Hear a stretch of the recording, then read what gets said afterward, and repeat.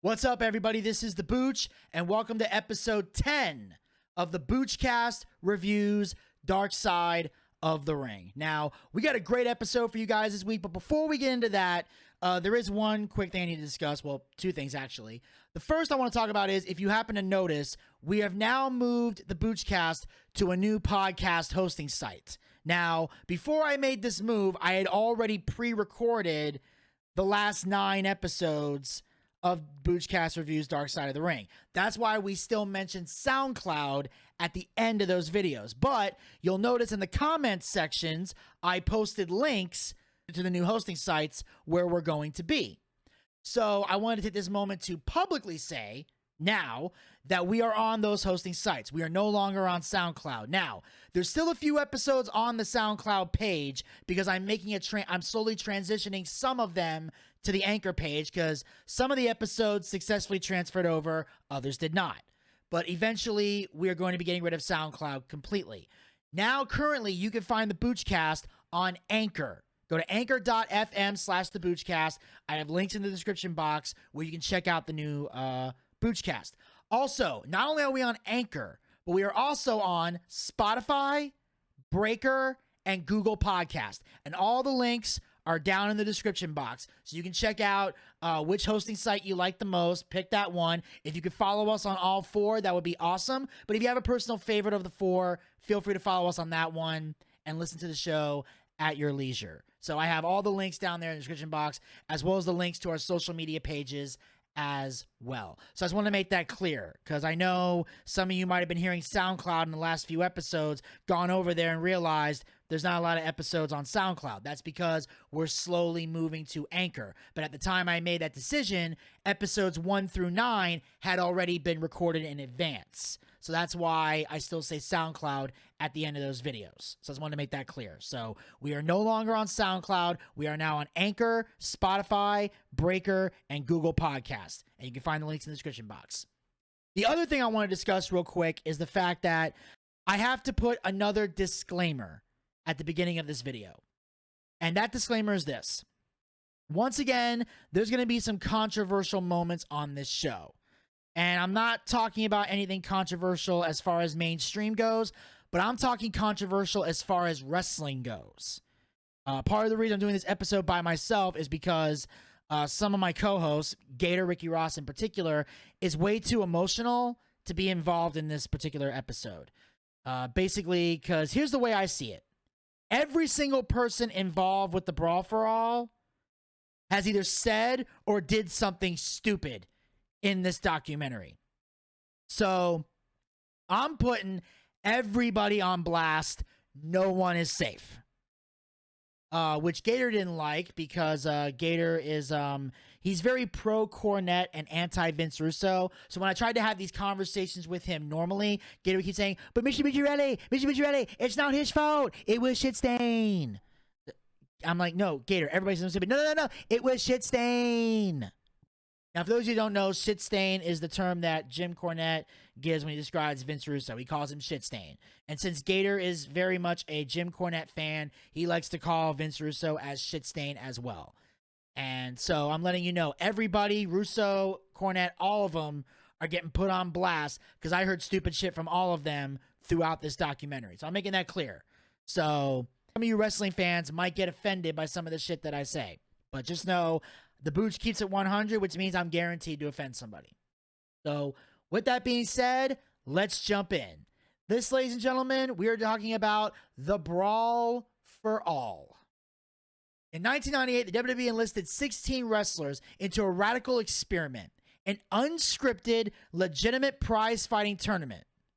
Basically, put some gloves on, let them fight, and let's see who the toughest guy is. So this was a tournament held by WWE that was unscripted. This was a shoot fight. This was real, actual prize fighting going on inside a wrestling ring. These were not scripted.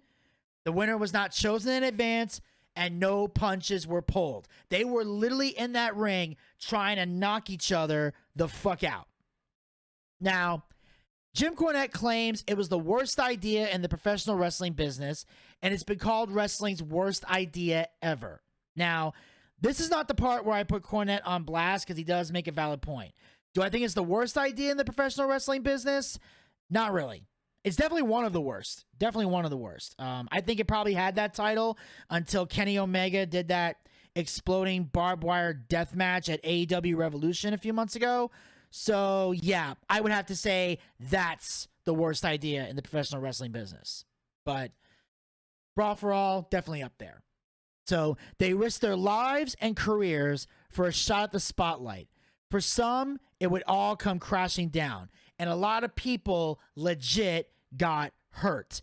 Mostly because none of these guys had real fighting experience. There were some that did, but there were others that didn't. And they didn't know what the fuck they were doing. So a lot of people got hurt. Now, at a certain point, it got sad because wrestlers were gassing and getting blown up, and the crowd wasn't getting with it, which I thought was kind of funny. The fact that we're having a tournament with guys actually fighting each other and wrestling fans aren't getting behind it. Which, to me, I like hearing that because it goes to show why professional wrestling is actually better to watch than real fights. Why it's better than boxing, why it's better than UFC and MMA, because, you know, in real fights, some people can get gassed and blown up and the crowd doesn't get behind it. At least in wrestling, you're being given a show on top of watching two guys just try to punch and kick each other. And they got hurt, they got embarrassed, and they got their careers shortened. Well, not all of them got their careers shortened. Only a small chunk of them did. But, you know, a lot of people did get hurt because, of course, this was real fucking fighting. Now, by the late 90s, wrestling had become a global phenomenon, with Raw and Nitro going strong in the Monday Night Wars. And the war escalated with new and proactive ideas being done and suggested in both companies. Some still resonate today, and others are long forgotten. Because they were constantly trying to one-up each other in the ratings in the TV war.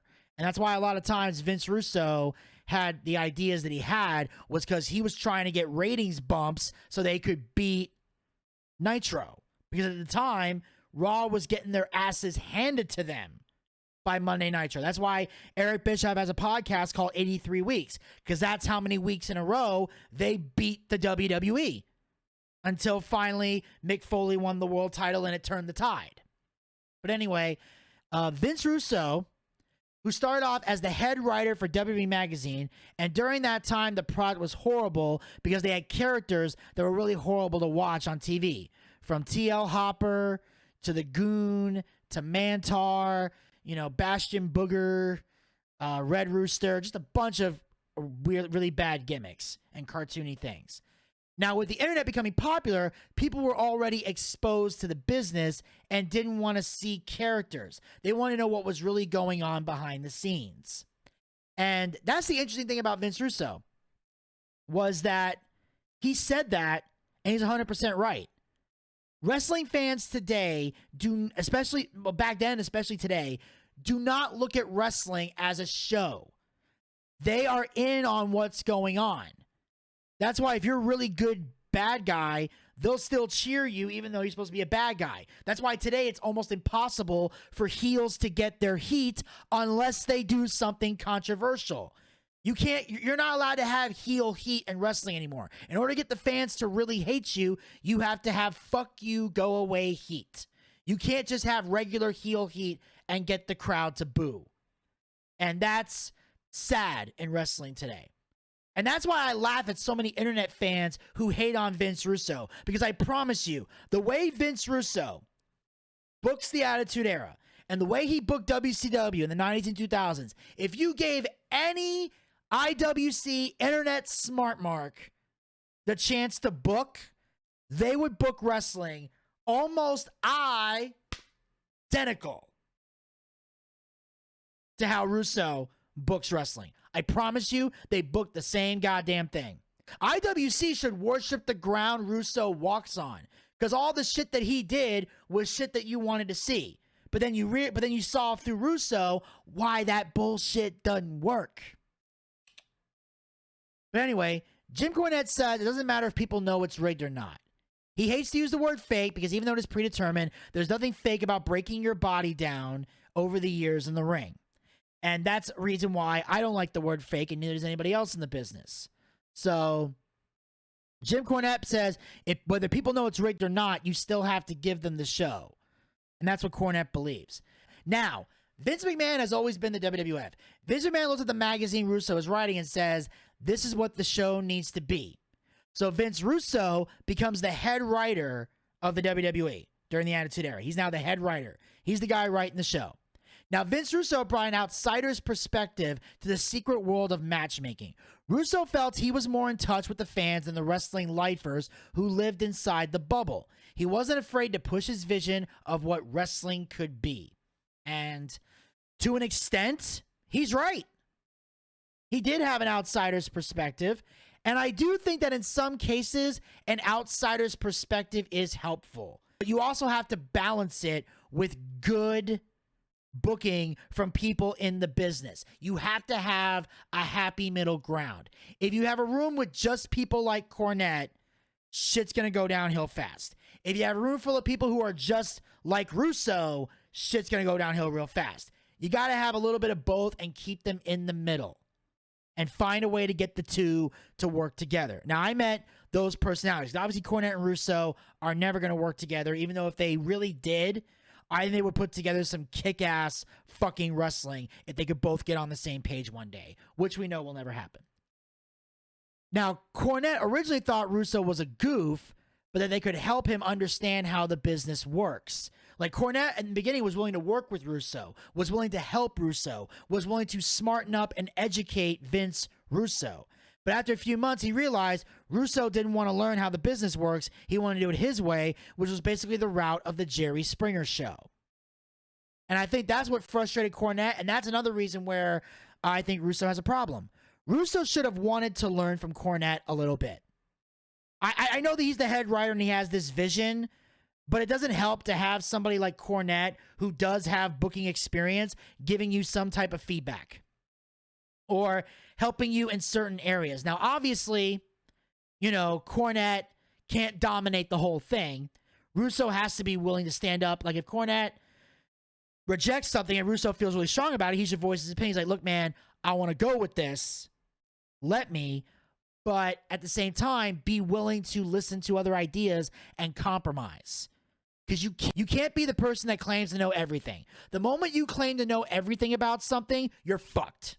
You're royally fucked. Simple as that. Now, at the time, Jerry Springer was the hottest show on TV. Russo said he would write the show with Springer playing in the background. This approach would later become known as the Attitude Era. And it's true. Jerry Springer was the hottest show on TV. Jerry Springer was one of the highest rated TV show talk shows ever. There were times he beat Oprah in the ratings, but because of the content of his show, he never got the respect or recognition that he deserved for his show. Because Jerry Springer, that's a show everybody loved. My grandma, when she was alive, she watched Jerry Springer all the time, but she wouldn't watch Batman because that was too violent. I still can't wrap my head around that shit. But anyway, you had angles where wrestlers would steal each other's wives, and the one where the boss man stole Al Snow's dog Pepper and fed it to him without his knowledge. And I personally, I don't care what anybody says, I enjoy some of these angles if they're done correctly. Because some of the wrestlers, like stealing each other's wives, it worked in some contexts when it was done by the right people. And the Al Snow boss man feud would have worked out well if the Kennel from Hell had been done correctly, where they had highly trained dogs stand inside the cage with trainers outside the cage that would have taught them what to do. But when you bring in a bunch of dogs where one has obedience training and the rest are just regular fucking dogs, and they're urinating, defecating, and fornicating so much you can't even put the cameras on them, and they're like licking their hands instead of trying to bite them, well, then it's a fucking waste. But in general, the concept of storylines is great because it gives you a reason to be emotionally invested in the fight. Because that's always been the big thing with me. Just having two guys wrestle ain't good enough. It's not good enough. What's the story? What's the reason? Why am I tuning in to see this? Other than the fact that you can wrestle. Or actually today, other than the fact that you can flip. I need more. I need a story to get behind that'll make me want to see the fight. And then, of course, frat boys would gather around their TV to tune in and watch Raw across the country. Now, you don't want to insult their intelligence because then they'll never watch again. Which I thought was hilarious because today we have a company called All Elite Wrestling, and they insult the fans' intelligence on a weekly fucking basis, and people still tune in. So AEW is proof that shit isn't true. And you also don't want to namby-pamby it. Now, Russo cared about what would make a casual viewer tune in to watch if they weren't a wrestling fan. Because he knew the wrestling fans were going to tune in no matter what. And again, he's absolutely right. Because wrestling fans, even today, as much as they whine and bitch and moan and complain about the WWE and how it's run today, they still watch every week. And when it comes to their town, they still buy tickets and go. They still read the dirt sheets. They still bitch and complain on social media. Wrestling fans aren't going anywhere. They're never going to leave. No matter how much they say they're going to leave, they're never truly going to leave. They're just not. So you want to get the casual viewers because they'll tune in every week. They will watch. They're the ones that are going to ultimately buy the merch. They're the ones that are going to take their kids and their families. Well, not back then, but today, take their kids to see it. Wrestling fans stay. They're so loyal to wrestling. We don't know why we are, but we are. So I get why Russo wanted to cater to the casual viewer. Made sense to me.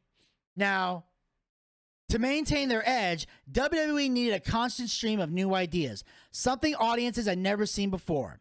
You got to come to Vince with new ideas because he's constantly looking for the next big thing. So Vince needs to know, what are we going to do? How are we going to top what we did? Now, the idea for the Brawl for All came from Vince Russo. He was inspired by the fact that he hated JBL, John Bradshaw Layfield, because he thought he was a big mouth from Texas and was very full of himself as well as a bully, which a lot of people have said over the years, Bradshaw is a bully. One day they were backstage at a show and JBL made the comment that if this were real, he would beat everybody's ass in the locker room. Russo thought he was being a braggadocious bully bastard, and there were at least 10 guys in that locker room that he knew could kick his ass. He then pitched the idea for the Brawl for All to Vince, saying the show is becoming more and more real, so let's let them fight for real. Which on paper, doesn't sound like a bad idea. And McMahon gave his blessing. And that's the key thing people need to know about this. As much as we shit on Russo for this idea, and we should, because it was fucking terrible, McMahon at the end of the day has the final say. So usually Russo's ideas are filtered through McMahon. So he deserves as much of the blame. And the top stars had nothing to gain by risking their reputations in an unpredictable fight. The challenge was to find 16 competitors with nothing to lose. So we had Bart Gunn, who fizzled out after Smoking Guns broke up. Russo approached him and offered him a spot.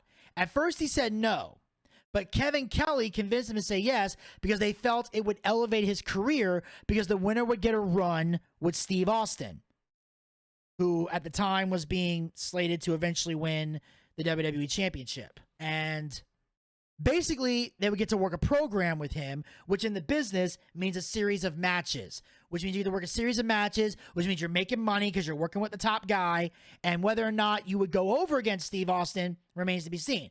Austin may have ended up winning the majority of the matches, but still, it would have gave him a top spot. They then approached the toughest, most underutilized wrestlers to compete with the lure of cash prizes and main event status. Now, Russo's first choice was the Godfather because he felt that he was the toughest guy. Now, Godfather was 6'7", 6'8", and worked in bars, owned a strip club. He joined the Brawl for All because at the time he was in the Nation of Domination and everyone was starting to have breakout moments except for him. So the Ho train hadn't been invented yet. He was still in the Nation and wanted to break out. Then we had Darren Drozdoff was another competitor. Jim Ross considered him one of his favorite recruits of all time, and he wanted to compete. Now, for those who have seen Beyond the Mat, you remember Droz, because he started off as Puke, and that's when Vince did the whole thing about how he's gonna puke. he's gonna puke. Because Droz could make himself puke on command. Just like how people can make themselves cry on command and shit like that. He could do it with puke. So they wanted him to do that. And, you know, it became a funny thing that people talk about on the internet. Now, you don't know something is not going to work until you try it. There was no precedent for it, so it was hard to automatically assume that it was going to suck. And that's another good point. That's the thing about anything you do today. You don't know something's bad until you try it. So even though, yeah, on paper it seemed like the worst idea ever, you didn't know till you tried. So at the time, it made sense to try this out. Let's see who the toughest guy is. Let's let them have a shoot fight. Let's let them do something for real. On paper, it was going to be brilliant. I think what turned people off to this is the fact that we, the audience, didn't know it was a shoot. I think if they just came right out and told us these fights are real, unscripted, I think it would have appealed a lot more. But the fact that it was still working within the context of a scripted show, fans weren't getting behind it. Now, according to Bruce Pritchard, they determined the bracket by drawing names out of a brown paper bag. Bruce put all the names in the bag. Savio Vega drew out the names, and the order in which the names were drawn out was the order they were placed in the bracket. Now, here's a list of everybody else that was involved. Steve Blackman was in it. He was the real deal because of his martial arts background. They had Mark Merrow, who was a Golden Gloves champion boxer. You had Mark Canterbury, who was 6'5", 300 pounds, and punched like a bull. They had Baracus, who was a bodybuilder. He didn't have the mobility of a wrestler, but he had a great look. And Savio Vega, who could take care of himself. Hawk had no problem pulling a guy's eyeball out and eating it or biting his nose off his face. They had Hawk from the Road Warriors was in it. Bob Holly was a badass on a street level. Carl Hewlett was a big-time talented kid. They had Dan Severn, who was a UFC Hall of Famer, a super fight champion, and a Triple Crown winner. They had Ron Harris, who walked into bars for one reason, and that was to fight. And then, of course, Too Cold Scorpio decided he would try and break out of the Flash Funk gimmick and joined it so he could be taken more seriously. But the one man who stood out the most was Dr. Death, Steve Williams.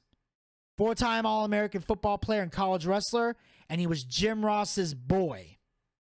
He beat the shit out of Japanese wrestlers during his run in Japan. They brought him in to have a run with Stone Cold. They figured if Doc could win this tournament, he would be ready to have a program with Austin. And these guys spent years having choreographed fights, so you know the conversations of who is tough in real life would come up. Now we were about to find out. And again, this is why initially the idea makes perfect sense. These guys always want to talk about, I can kick your ass in a real fight. I can kick your ass in a real fight. All right, motherfucker, let's do it. I love it. I seriously, again, I'll say it before and I'll say it again. If they had promoted this as real fighting and made it clear to the audience, I think people would have got more over. Now, the Brawl For All was scheduled over a 2-month period, and it premiered on June 29th, 1998 on Monday Night Raw. Now, the rules were simple. It would be 3 one-minute rounds with a point system. Most punches per round got you 5 points. Takedowns were worth 5 points, and knockdowns were worth 10 points. And a knockout ends the match automatically. The last man standing in the tournament would receive a $75,000 cash prize, as well as a run with Stone Cold Steve Austin. So, the Godfather was smoking weed before his fight with Dan Severn because he had no fear. Like, this guy's like, I can take Dan on. Like, Godfather's smoking weed in the back. He's having fun, all that. And the chaos of the fights made it difficult for anyone to follow that was going on. Also, these guys did not know how to box, and therefore the fights looked sloppy. So none of these guys even bothered to take a little bit of boxing lessons to do all this. Also, the rules kept evolving, which made it hard for JR and the King to keep up. So that's another problem I have.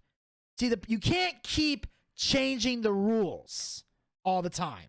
You have to have a set rules, and you got to follow them.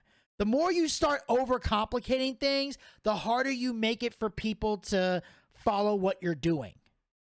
You got to keep it simple. It's the concept. Keep it simple, stupid. Explain these rules as you would to a child. Make it so simple a child can understand. You have to dumb things down for the audience. And some people are going to be offended by that. But let's just so you know, every single person that I have talked to in the entertainment world and the business world has all said that when it comes to content. Dumb things down for the audience. So, if you're offended by that, you need to smarten up. That's all I got to tell you. And also, the refs had never reffed boxing. And the judges never judged a real competitive fight, which is another problem I have. With all due respect to the referees in WWE, you should have brought in real referees to ref boxing. And by real referees, I mean referees who have actually reffed boxing. Find certified boxing refs and bring them in. Give them a little payday. They don't have to pay them much. Just give them a decent little payday and have them ref these fights. And bring in real judges. Like, find certified boxing refs and certified boxing judges. Hell, bring in real boxers. You could have made it interesting. Have, like, Muhammad Ali. Have, fucking Joe Frazier. Evander Holyfield. Hell, Mike Tyson. He was already at WrestleMania 14. Could have brought his ass back for this. I mean, bring in people who know boxing and know fighting. Let people understand that this is different from what we're normally seeing in the WWE. It's details. The key is in the details. You can't just have a blanket statement like, let's see who the toughest guy is. You have to look at every integral detail. And somebody there has to tell somebody else. Because obviously Russo and McMahon have to think about, McMahon's thinking about the overall company. Russo's writing an entire show. So someone needs to be able to come up to Russo, have the smarts to come up to him and go, hey, we need to worry about this, this, this, and this. Somebody on that writing team or creative team should have fucking thought of this shit. But nobody bothered to. So, I don't know what to tell you. You just gotta fucking try harder with shit like that. And also, Dan Severn barely defeats the Godfather. But he's convinced his reputation will diminish if he continues on with these fucked up rules, so he decides to drop out of the tournament altogether. And therefore, the Godfather advances by default. Now, that should have been a red flag that shit was wrong with this tournament. When Dan Severn is dropping out because he's worried it's going to damage his reputation as a legit fucking fighter. That should be a red flag something ain't right. Maybe we need to change these rules up. Like, instead of boxing gloves, if you're going to do takedowns, you should have gave them UFC gloves. Like fighting gloves. Make it that. With like extra padding and shit. Like they do in UFC. And then, of course, Bart Gunn and Bob Holly were a tag team at the time called the New Midnight Express. And Bart believes they rigged it so that they would fight each other, which he thought was a shitty thing to do. And things were awkward between them afterwards because Bart won and was swinging at him. And they were staying in the same hotel room that night and had to drive to a show the next night where they were in a tag team match. Because Bart Gunn was there to win. He loves Bob Holly. He respects Bob Holly. But he was there to win. And legit for a shoot, he beat Bob Holly. Won the fight. Now, Bruce Pritchard claims that they didn't play around with the matchmaking and try to rig it in favor of Dr. Death. I'm going to say this right now. Based on everything I hear about Dr. Death and everything I'm about to get into with Dr. Death, I'm going to say this right now. Bruce Pritchard's a lying sack of shit.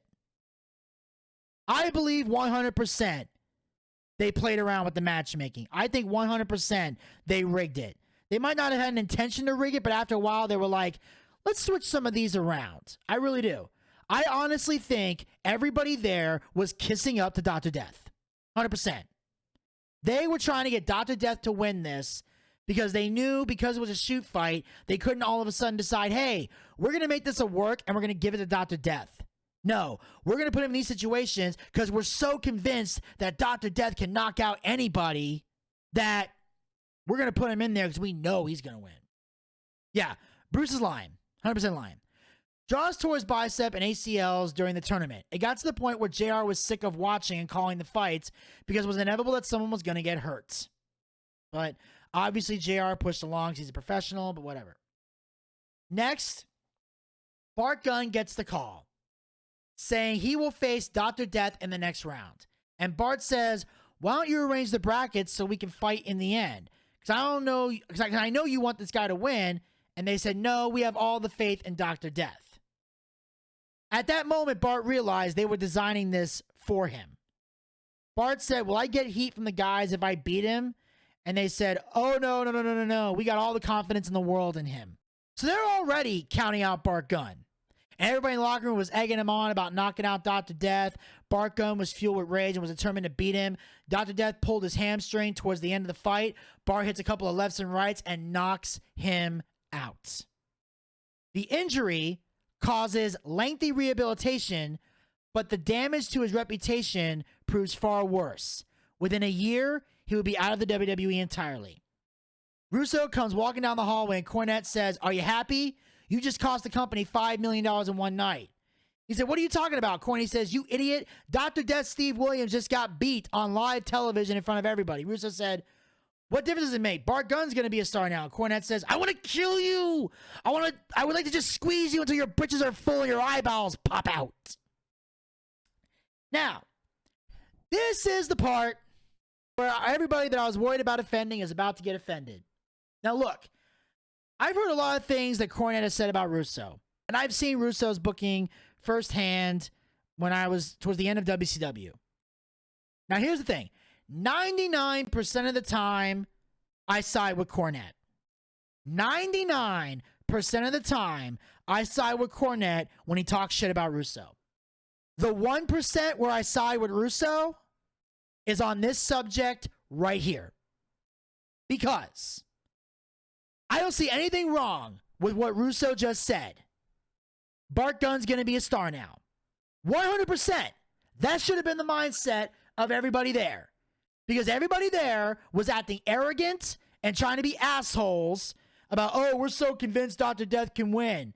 And of course, JR later says, well, how could you not think Dr. Death could win? Easy, because in a real fight, anything can fucking happen. You know how many times people have shocked the world in real fucking fights? You never assume that someone can just whoop everybody's ass. We've seen crazy shit happen. Even in real life, backstage fights, there are times where a wrestler be another wrestler in a backstage fight and you never saw it coming. And the problem is nobody cared because Cornette and Pritchard and Vince McMahon and everybody else in the back was staring at Dr. Death Steve Williams, stroking their little fucking peanut dicks as he's walking down to the ring. Dr. Death's gonna knock him out. And what happened?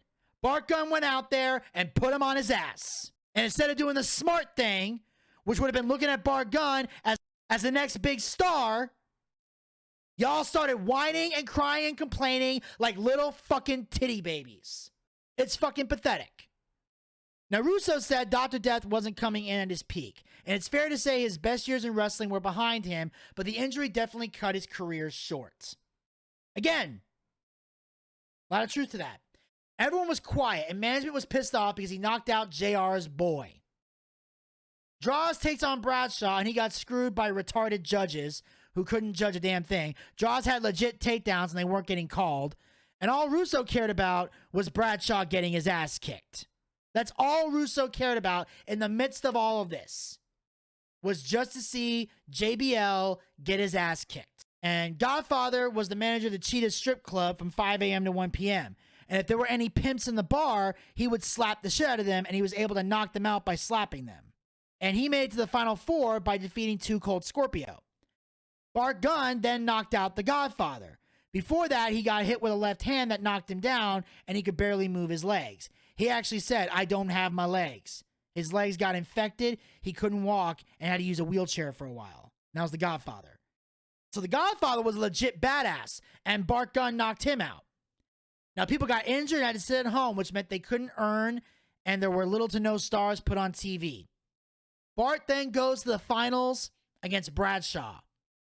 caught him with a couple punches, and knocked him down.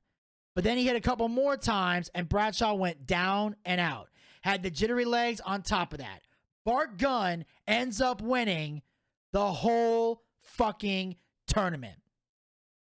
Bart Gunn, for a shoot, knocked out all those guys. Lasted 15 other men and proved he's the toughest son of a bitch in the locker room. Vince Russo loved every moment of Bradshaw getting knocked out. Everyone else was just glad the nightmare was over.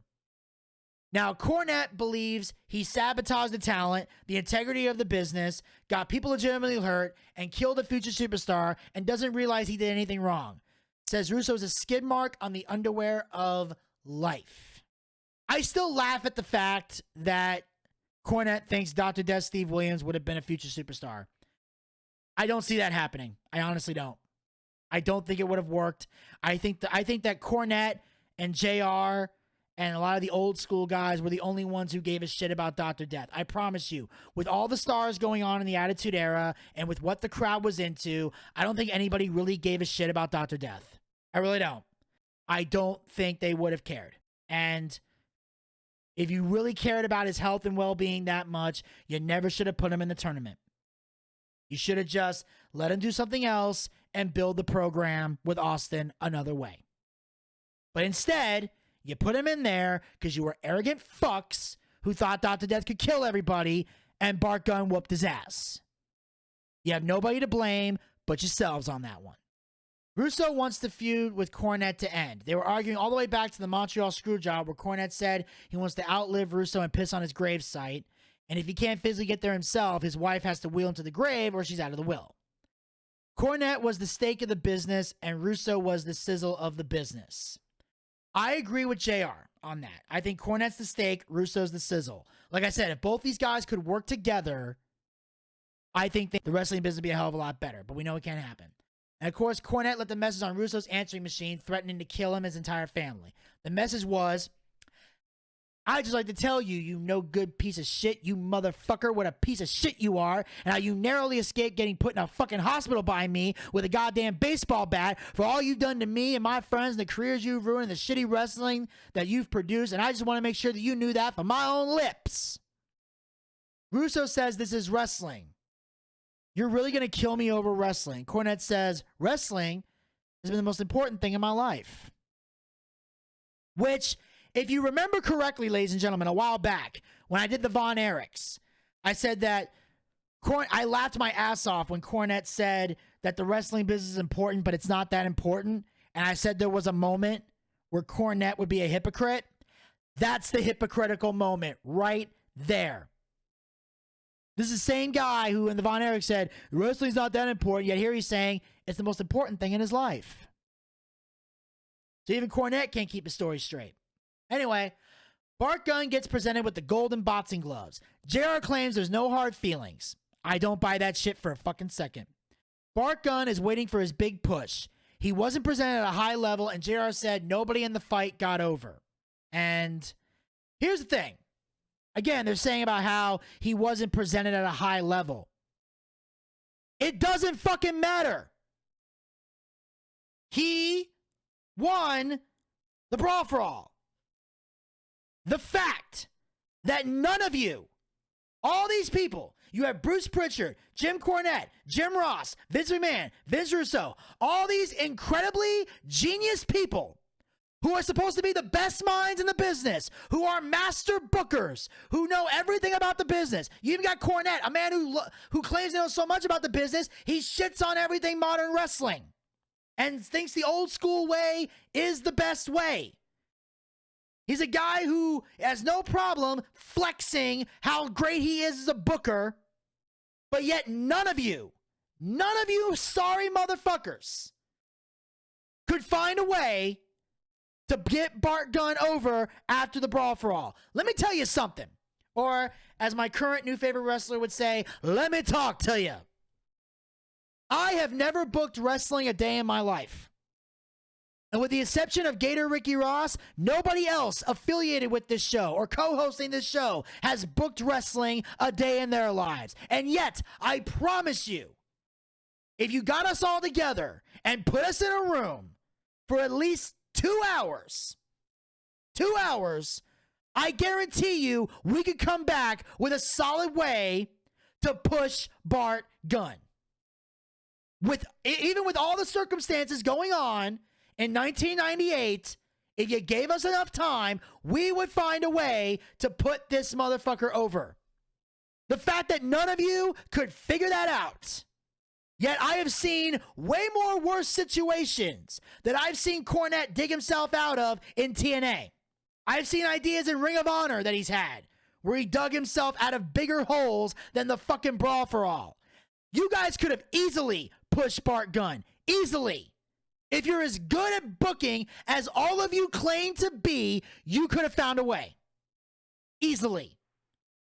You didn't want to find a way because you didn't care about Bart Gunn. Because y'all had hard-ons for Steve Williams, Dr. Death, and because Bart Gunn knocked him out, y'all were crying in a corner like little titty babies. That's why you didn't push him. You could have found a way to push Bart Gunn, but you chose not to. Because he knocked out your golden boy. And that's the kind of attitude that turns people off to wrestling. When you see somebody that has potential to get over, but you bury him because he's not your boy. That's why people get pissed off at WWE today. Because WWE has plenty of talent that is fucking great, deserving of a push, and could get over easily. But they bury them because he's not your top guy. He's not who you want to be the man. He's not who you want to be the top guy. But even though the fans could get behind it and the guy has the talent, you fucking turn a blind eye. And the only thing this documentary showed me was that there's not much difference in booking mentality between 1998 and 2021. Nothing. That is fucking sad. Regardless of how you feel about Bart Gunn, he fucking earned it. He earned the 75 grand, and he earned a run with Steve Austin.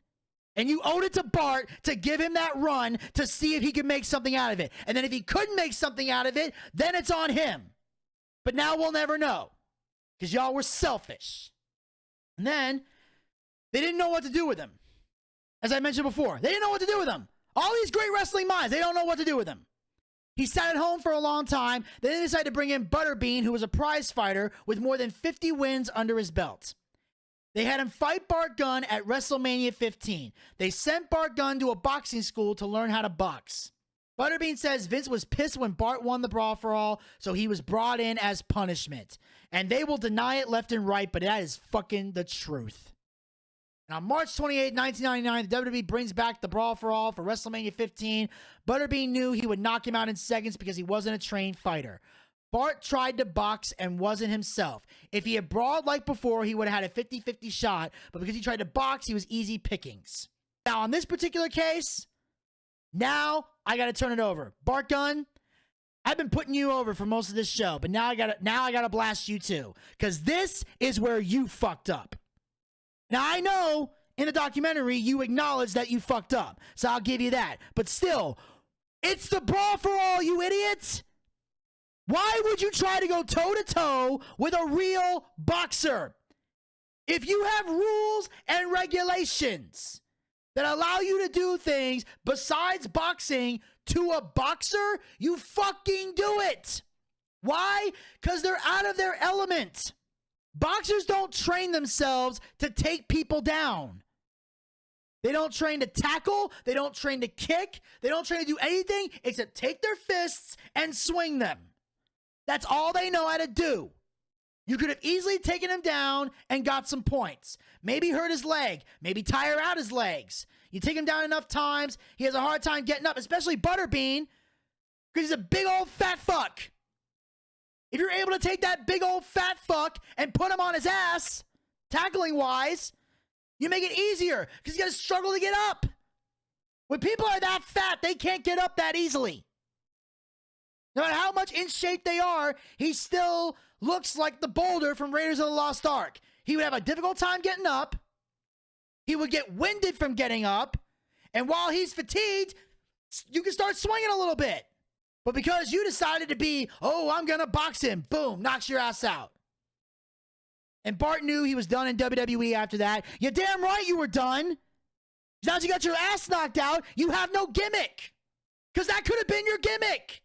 The guy who knocks motherfuckers out. That's just a little taste of how I would push him. I would push Bart Gunn. I'll give you a little snippet. I would have pushed Bart Gunn as a guy who could knock motherfuckers out. Your finisher would have been a right hand, kind of similar to that WMD thing that the Big Show did. Boom. And it would be believable because he just knocked out a bunch of motherfuckers in the ring for a shoot. If he can knock people out for a shoot, surely you can make it believable in a ring when he's pulling his punches and the guy sells. This shit is simple. It's right in front of you. I don't understand for the life of me how you can see something so simple and glance over it. How big is your fucking egos? But again, Bart Gunn, you fucked yourself. On that one, you fucked yourself. Because now WWE can't push you. And then Bart Gunn decided to try MMA when he saw Butterbean do it. They wanted to rush a rematch at MMA. Bart wanted 12 weeks to train, but they said no, so the fight never happened. Which again, I never understood that. Why not let him have the 12 weeks to train? Why you gotta rush everything? You can still promote it. You can still show it. I would have loved to have seen that. It's a nostalgia moment. People will pay for nostalgia. Don't believe me? Look at wrestling today. The legends still get respected to a degree. I would have loved to have waited the 12 weeks and see what happened. Then, of course, Draws later got paralyzed from the neck down after a botched powerbomb from D'Lo Brown. And it was nobody's fault. It was just a bad day at the office. And obviously, D'Lo checked on Draws later, made sure he was okay. Draws holds no ill will toward D'Lo Brown. So obviously, everything's cool there. Now, Russo says he regrets the Brawl for All because of what we know now with head traumas and concussions. And I can give that to Russo. You know, back then, no one was paying attention to concussions and head trauma. Obviously, if we knew about those things today, the Brawl for All would have never been a suggestion. So Russo has expressed regret over doing it. It was designed to create new stars, and it didn't. Instead of giving Bart a career-defining moment, it became a stark reminder of why wrestlers' winners are chosen in the boardroom. And pretty much that was it. All it did was prove why wrestling is scripted. Because they want to be able to control the outcome. The moment you take that control away, your storyline goes to shit. That's why a lot of times when wrestlers get injured, they have to scramble to find a new method because most of the time they're planning stuff months in advance, years in advance. They're building to something. Most of the time they have their plan for the next WrestleMania right around the time the first WrestleMania ends. They're already setting things up and trying to tell the story to lead you to WrestleMania and what's on the horizon. So overall, the Brawl for All was shit. It didn't do anything. I still feel like Bart Gunn should have got something out of it, and he didn't. And though a lot of people blame Russo for the Brawl for All, and he's definitely to blame because it was his idea, I blame everyone in WWE for this. I blame them all. All of them are blamed in some way because none of you knew what the hell you were doing, and you guys made a lot of bad decisions. So I do give Russo the blame, but I don't give him all the blame. I put the blame on everybody. I blame Russo. I blame Vince McMahon. I blame JR. I blame Bruce Pritchard. And yes, I also blame Jim Cornette. All of you are to blame for this. All of you made dumb mistakes. And you're all trying to blame each other when all of you should look in the mirror and give a portion of the blame to yourselves. That, ladies and gentlemen, will conclude Boochcast Reviews Darkside of the Ring. Thank you guys for checking out this video. Make sure you guys tune in next week. We're going to have a great episode for you guys. We have Jimmy Snuka and the death of Nancy Argentino. That's going to be a big one we got next week. So make sure you guys hit the subscribe button and ring that bell to be notified so you never miss another episode of Boochcast Reviews Darkside of the Ring, as well as other additional Boochcast YouTube content. Also, make sure you are following us on Anchor, Spotify, Breaker, and Google Podcasts. The links to those are in the description box. Also, like us on Facebook, follow us on Twitter, Instagram, and Twitch. All those links in the description box as well. And of course, support the show through Patreon. Go to patreon.com/the Boochcast. You guys know the spiel by now. Links in the description box. And I'll talk to you guys next week. Until then, pizza, baby!